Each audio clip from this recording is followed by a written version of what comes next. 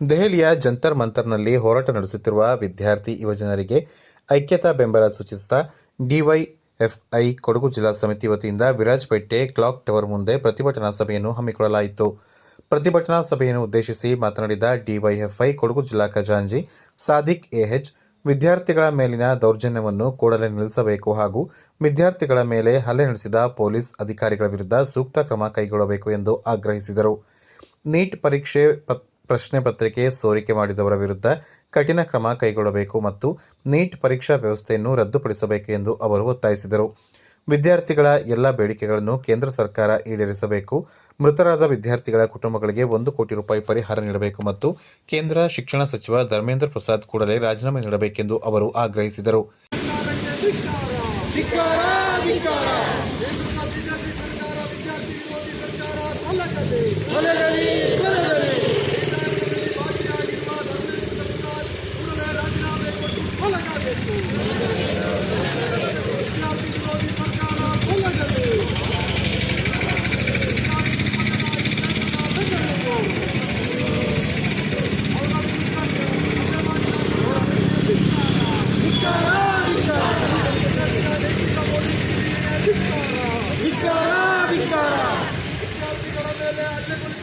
Delhi police ಮತ್ತು ಕೇಂದ್ರ ಸರ್ಕಾರಕ್ಕೆ ಧಿಕ್ಕಾರ. ಅಕ್ರಮ ಎಸಗಿದವರ ಮೇಲೆ ಕಠಿಣ ಶಿಕ್ಷೆ ಆಗಲೇಬೇಕು. ನೀಟ್ ಹಗರಣದಲ್ಲಿ ಸಾವಿಗೀಡಾದ ಕುಟುಂಬಗಳಿಗೆ 5 ಕೋಟಿ ಪರಿಹಾರಧನ ನೀಡಲೇಬೇಕು. ಹೋರಾಟಕ್ಕೆ ಜಯವಾಗಲಿ.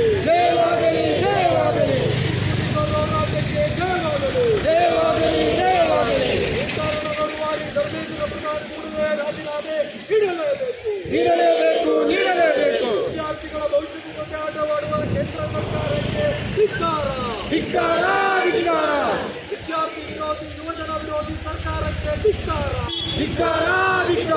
ದೇಶದ ಭವಿಷ್ಯದ ಜೊತೆ ಆಟವಾಡುವ ಬಿಜೆಪಿ ಸರ್ಕಾರಕ್ಕೆ ಧಿಕ್ಕಾರ.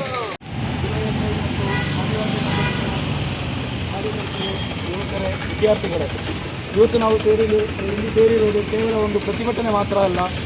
ಡೆಲ್ಲಿ ಜಂತರ್ ಮಂತರ್ನಲ್ಲಿ ನಡೆಯುತ್ತಾ ಇರುವ ವಿದ್ಯಾರ್ಥಿಗಳ ಹೋರಾಟಕ್ಕೆ, ಯುವಜನರ ಹೋರಾಟಕ್ಕೆ ನಮ್ಮ ಡಿವೈಎಫ್ಐ ಮತ್ತು ಆದಿವಾಸಿ ಸಂಘಟನೆಯ ಎಲ್ಲ ಬೆಂಬಲವನ್ನು ಸೂಚಿಸಲಿಕ್ಕಾಗಿ ನಾವು ಇಲ್ಲಿ ಸೇರಿದ್ದೀವಿ.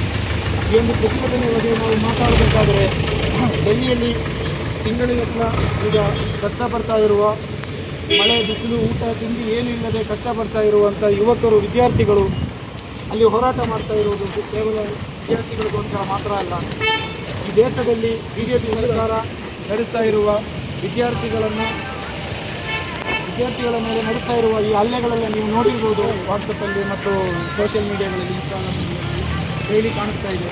ಅಲ್ಲಿರುವ ಪೊಲೀಸರು ಏನೋ ಅವರು ದೊಡ್ಡ ತಪ್ಪು ಮಾಡಿರೋ ಥರ ಅವರನ್ನ ದೊಡ್ಡ ಕ್ರೂರರನ್ನ ಶಿಕ್ಷೆ ಕೊಡುವ ರೀತಿಯಲ್ಲಿ ಹಲ್ಲೆ ಮಾಡ್ತಾ ಇದ್ದಾರೆ. ಈ ಹಲ್ಲೆಗಳ ವಿರುದ್ಧ ನಾವು ಯಾವತ್ತೂ ಧ್ವನಿ ಎತ್ತಲೇಬೇಕು. ಎಲ್ಲರಿಗೂ ಹೋಗಿ ಹೋರಾಟ ಮಾಡೋಕ್ಕೆ ಸಾಧ್ಯವಾಗಲ್ಲ. ಅದಕ್ಕೆ ಇಲ್ಲಿಂದ ನಮ್ಮ ಕೈಯಲ್ಲಿ ಆದಷ್ಟು ಬೆಂಬಲ ನಾವು ನೀಡಬೇಕು ಅಂತ ಎಲ್ಲರಿಗೆ ಯಾವತ್ತೂ ಇಷ್ಟಪಡ್ತೇವೆ. ಈ ಒಂದು ನೀತಿ ಹಗರಣ ಏನಿದೆಯೋ, ಇಲ್ಲಿ ಕಷ್ಟಪಟ್ಟು ಯುವಕರನ್ನ, ವಿದ್ಯಾರ್ಥಿಗಳನ್ನ ಕಷ್ಟಪಟ್ಟು ಓದಿಸಿ ಸಾಲ ಮಾಡಿ ಮನೆ ಪತ್ರ ಹಣ ಇಟ್ಬಿಟ್ಟು ಹಲವಾರು ಕಷ್ಟಗಳಿಂದ ಕೂಲಿ ಕೆಲಸ ಮಾಡಿ ಹಲವಾರು ವಿದ್ಯಾರ್ಥಿಗಳನ್ನು ಓದಿಸಿರುವ ತಂದೆ ತಾಯಿಗಳು ದೊಡ್ಡ ಕನಸನ್ನಿಟ್ಟಿರ್ತಾರೆ. ನಾಳೆ ದಿವಸ ಓದಿ ದೊಡ್ಡ ಕೆಲಸ ತಗೊಂಡು ನಮ್ಮನ್ನು ಕಾಪಾಡ್ತಾರೆ ಅಂತ ಒಂದು ಆಸೆಯನ್ನು ಇಟ್ಕೊಂಡು, ಕನಸನ್ನು ಇಟ್ಕೊಂಡು ವಿದ್ಯಾರ್ಥಿಗಳನ್ನು ಓದಿಸ್ತಾರೆ. ಆದರೆ ನೀವು ಓದಿ ನೀಟ್ ಎಕ್ಸಾಮು ಇನ್ನಿತರ ಎಕ್ಸಾಮ್ಗಳನ್ನ ಬರೆಯುತ್ತಾದರೆ ಆ ಎಕ್ಸಾಮ್ ಪತ್ರಿಕೆಗಳು, ನಿಮ್ಮ ಪರೀಕ್ಷೆ ಪತ್ರಿಕೆಗಳು ದುಡ್ಡು ಕೊಟ್ಬಿಟ್ಟು ತಗೊಂಡಿರ್ತಾರೆ. ಇಲ್ಲಿ ಕಷ್ಟಪಟ್ಟು ಓದಿರೋರ ಮಕ್ಕಳ ಭವಿಷ್ಯ ಹಾಳಾಗುತ್ತೆ. ಇಂಥ ಪರಿಸ್ಥಿತಿಗೆ ಬಂದ ಮಕ್ಕಳು ಮಾನಸಿಕವಾಗಿ ಡಿಪ್ರೆಷನ್ಗೆ ಹೋಗಿರ್ತಾರೆ, ಆಮೇಲೆ ಆತ್ಮಹತ್ಯೆಗೆ ಶರಣಾಗ್ತಾರೆ. ಅದೇ ರೀತಿ ನಮ್ಮ ಭಾರತ ದೇಶದಲ್ಲಿ ಈಗ 23 ವಿದ್ಯಾರ್ಥಿಗಳು ಆತ್ಮಹತ್ಯೆ ಮಾಡಿದ್ದಾರೆ. ಈ ಆತ್ಮಹತ್ಯೆ ಮಾಡಿಕೊಂಡ ವಿದ್ಯಾರ್ಥಿಗಳ ಕುಟುಂಬಕ್ಕೆ 5 ಕೋಟಿ ಪರಿಹಾರ ಸಿಗಬೇಕು ಅಂತ ಕೂಡ ನಮ್ಮ ಒಂದು ಬೇಡಿಕೆ ಇದೆ. ಈ ಒಂದು ವಿದ್ಯಾರ್ಥಿಗಳಿಗೆ ದೌರ್ಜನ್ಯ ಮಾಡ್ತಾ ಇರುವ, ಅವರ ವಿದ್ಯಾರ್ಥಿಗಳ ಮೇಲೆ ಚೆಲ್ಲಾಟ ಆಡ್ತಾ ಇರುವ ಬಿಜೆಪಿ ಎಲ್ಲರಿಗೂ ತಿಳಿದಿರುವಂಥ ವಿಷಯ. ಮಾಧ್ಯಮಗಳ ಮುಖಾಂತರ ಮತ್ತು ಇತ್ತೀಚಿನ ಸೋಷಿಯಲ್ ಮೀಡಿಯಾಗಳಲ್ಲೆಲ್ಲ ನಾವು ಅದನ್ನು ಓಪನ್ ಮಾಡಿದ್ರೆ ಪ್ರಥಮವಾಗಿ ಬರುವಂಥ ವಿಷಯ ಡೆಲ್ಲಿಯಲ್ಲಿ ನಡೆಯುತ್ತಿರುವ ಜಂತರ್ ಮಂತರ್ನಲ್ಲಿ ನಡೆಯುತ್ತಿರುವಂಥ ಹೋರಾಟದ ವಿಷಯವಾಗಿ ಈಗಾಗಲೇ ದೇಶವ್ಯಾಪ್ತಿ ಚರ್ಚೆಗೆ ಒಳಗಾಗಿದೆ.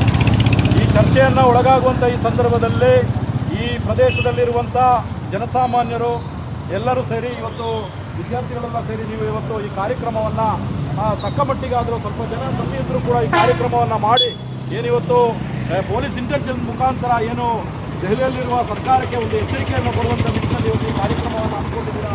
ನಿಮಗೆಲ್ಲರಿಗೂ ಪ್ರಥಮವಾಗಿ ನಾನು ಡಿವೈಎಫ್ಐನ ಜಿಲ್ಲಾ ಸಮಿತಿಯ ವತಿಯಿಂದ ಧನ್ಯವಾದಗಳು ಮಾಡ್ತೀನಿ. ಏನಿವತ್ತು ದೆಹಲಿಯಲ್ಲಿ ನೀವು ನೋಡಬೇಕು, ಮಾಧ್ಯಮಗಳ ಮುಖಾಂತರ ನಾವು ನೋಡಿದ್ದೇವೆ, ಬಿಜೆಪಿಯ ಗೂಂಡಾ ಪಡೆಗಳು ಪೊಲೀಸರ ವೇಷದಲ್ಲಿ ಬಂದು ವಿದ್ಯಾರ್ಥಿಗಳನ್ನು ಮಾರಕ ಆಯುಧಗಳ ಮುಖಾಂತರ ಹಲ್ಲೆಗಳನ್ನು ಮಾಡಿ ಈಗಾಗಲೇ ಒಬ್ಬರು ಮೃತಪಟ್ಟಿರುವಂಥ ವಿಷಯಗಳನ್ನೆಲ್ಲ ನೀವು ಕಂಡಿದ್ದೀವಿ. ಇಂಥ ಸಂದರ್ಭದಲ್ಲಿ ನಮ್ಮಂಥ ಈ ಪ್ರಾದೇಶಿಕ ಮಟ್ಟದ ಜನರು ಈಗಾಗಲೇ ನಮ್ಮ ಜಿಲ್ಲಾ ಮುಖಂಡರು ಸಾದಿಕ್ರವರು ಮಾತಾಡಿದಂತೆ ನಮಗೆ ಡೆಲ್ಲಿಯಲ್ಲಿ ಹೋಗಿ ಹೋರಾಟ ಮಾಡಲಿಕ್ಕೆ ಸಾಧ್ಯವಿಲ್ಲದಿದ್ದರೂ ಕೂಡ ಪ್ರಾದೇಶಿಕ ಮಟ್ಟದಲ್ಲಿ ನಮ್ಮ ಪ್ರತಿಭಟನೆಯನ್ನು ತಿಳಿಸಿ ಇಂಥ ದಮನಕಾರಿ ಇಂಥ ಫಾಸಿಸ್ಟ್ ಮನೋಭಾವ ಇರುವಂಥ ಈ ಕೇಂದ್ರದ ಸರ್ಕಾರಗಳಿಗೆ ಎಚ್ಚರಿಕೆಯನ್ನು ಕೊಡುವಂಥ ಈ ಕಾರ್ಯಕ್ರಮವನ್ನು ಮುಂದಿನ ದಿನಗಳಲ್ಲಿ ಈ ಹೋರಾಟ. ಈ ಪ್ರತಿಭಟನೆಯಲ್ಲಿ ಡಿವೈಎಫ್ಐ ಜಿಲ್ಲಾ ಮುಖಂಡರಾದ ಎನ್ಕೆ ಅನಿಲ್, ಕೆಎಸ್ ರತೀಶ್, ಖಾಲಿದ್, ಆದಿವಾಸಿ ಸಂಘಟನೆಯ ಜಿಲ್ಲಾ ಕಾರ್ಯದರ್ಶಿ ರಮೇಶ್, ಮುಖಂಡರಾದ ಸೀತಾ, ಅಶೋಕ್, ಜನವಾದಿ ಮಹಿಳಾ ಸಂಘಟನೆಯ ಜಿಲ್ಲಾ ಸಂಚಾಲಕರಾದ ಪದ್ಮಿನಿ ಶ್ರೀಧರ್ ಹಾಗೂ ಅಡ್ವೊಕೇಟ್ ಕೆವಿ ಸುನಿಲ್ ಸೇರಿದಂತೆ ಅನೇಕರು ಉಪಸ್ಥಿತರಿದ್ದರು. ಕಾರ್ಯಕರ್ತರು ಮತ್ತು ವಿದ್ಯಾರ್ಥಿಗಳು ಪ್ರತಿಭಟನೆಯಲ್ಲಿ ಪಾಲ್ಗೊಂಡಿದ್ದರು.